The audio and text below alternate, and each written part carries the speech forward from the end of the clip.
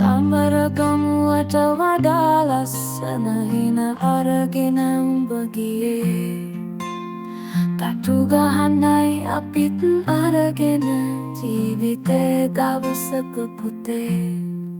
කඳුළු දහදිය එක්ක ගනුදෙනු කරපු අවදිය ජීවිතේ.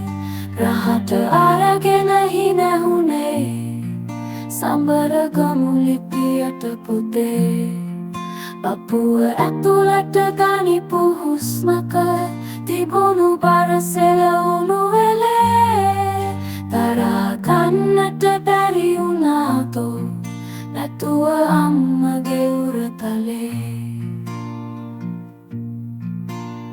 අමාරුම ටික පයින් ඇවිදලා හති අරිත්ති ජීවිතේ. ගැඹුරු හුස්ම මවුදුරගත්තා සමරගමුවේ වාතලේ.